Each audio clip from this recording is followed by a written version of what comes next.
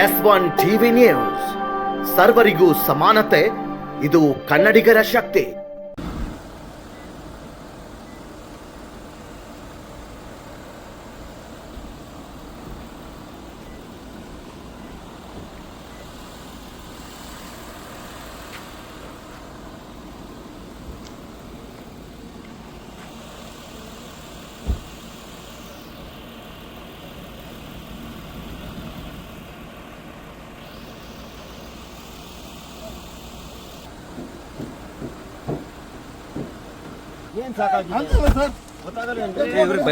ನನಗೆ ನನ್ನನ್ನು ಇಲ್ಲಿಗೆ ಯಾಕೆ ಕರ್ಕೊಂಬಂದ್ರಿ?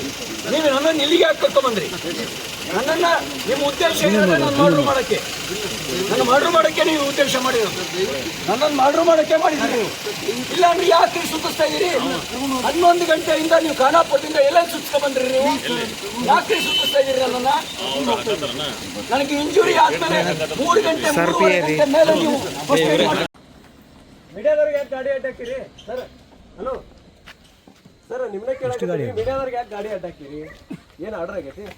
SP ಅವ್ರು ಹೇಳಾರ ಸರ್, ಯಾವ SP ಅಂತ ಗೊತ್ತಿಲ್ಲ, ಬೆಳಗಾವಿ SP ಅವ್ರು ಹೇಳಾರ ಮೀಡಿಯಾದವ್ರಿಗೆ ಗಾಡಿ ಅಡ್ಡಾಕಂತಂದ್ರೆ ಯಾವುದೋ ವೆಹಿಕಲ್ಸ್ ಒಳಗಡೆ ಬರಂಗಿಲ್ಲ. ಎಲ್ಲಿ ಒಳಗೆ ಬರಂಗಿಲ್ಲ? ಒಳಗಡೆ ಇಲ್ಲಿ ಏನು ಆರ್ಡರ್ ಆಗಿದೆ? ನಿಷೇಧ ನಿಷೇಧ ಏನು 140 ನಮ್ಗೆ ಗೊತ್ತಿಲ್ಲ.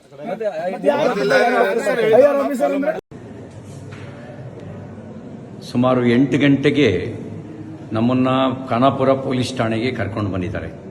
ನನ್ನ ಮೇಲೆ ಯಾವ ಮೊಕದ್ದಮೆ ದಾಖಲಾಗಿದೆ ಅಂತ ನನಗೆ ಹೇಳಿಲ್ಲ. ನಾನು ಕೊಟ್ಟ ದೂರನ್ನು ಗಂಟೆಗಟ್ಟಲೆಯಿಂದ ಸ್ವೀಕಾರ ಮಾಡ್ದಲೇ ನಾನು 0 FIR ಹಾಕಿ ಅಂತ ಹೇಳ್ತಾ ಇದ್ದೀನಿ. ನಾನು ಕೊಟ್ಟ ದೂರನ್ನು ದಾಖಲಿಸ್ತಾ ಇಲ್ಲ. ಈಗ ಇಲ್ಲಿಂದ ಇನ್ನೆಲ್ಲಿಗೋ ಕರ್ಕೊಂಡು ಹೋಗುವಂಥ ಸಂಚು ನಡೆಸ್ತಾ ಇದ್ದಾರೆ. ಎಲ್ಲಿಗೆ ಕರ್ಕೊಂಡು ಹೋಗ್ತಾ ಇದ್ದಾರೆ ಅಂತ ಗೊತ್ತಿಲ್ಲ. ನನ್ನ ಜೀವಕ್ಕೆ ಅಪಾಯ ಇದೆ. ನನ್ನ ಜೀವಕ್ಕೆ ಏನಾದರೂ ಅಪಾಯ ಆದರೆ ಅದಕ್ಕೆ ಕಾರಣ ಇಲ್ಲಿರುವ ಕಾಂಗ್ರೆಸ್ ಸರ್ಕಾರ. ಅವ್ರ ಜವಾಬ್ದಾರಿ ಹೊತ್ಕೋಬೇಕಾಗತ್ತೆ. ನನ್ನ ವಿರುದ್ಧ ಸುಳ್ಳು ಸುದ್ದಿ ಹಬ್ಬಿಸಿ ಸುಳ್ಳು ಕಂಪ್ಲೇಂಟ್ ಕೊಟ್ಟು ನನ್ನನ್ನು ಕೊಲೆ ಮಾಡ್ತಕ್ಕಂಥ ಸಂಚು ನಡೆಸಿದ್ದಾರೆ. ಇದಕ್ಕೆ ಸಂಬಂಧಪಟ್ಟಂತೆ ನಾನು ಸಭಾಪತಿಗಳಿಗೂ ಈಗಾಗಲೇ ದೂರು ಕೊಟ್ಟಿದ್ದೀನಿ. ಹತ್ತತ್ರ 3:45 ಗಂಟೆ ಆಯಿತು ನಾನು ಪೊಲೀಸ್ ಠಾಣೆಗೆ ಬಂದು.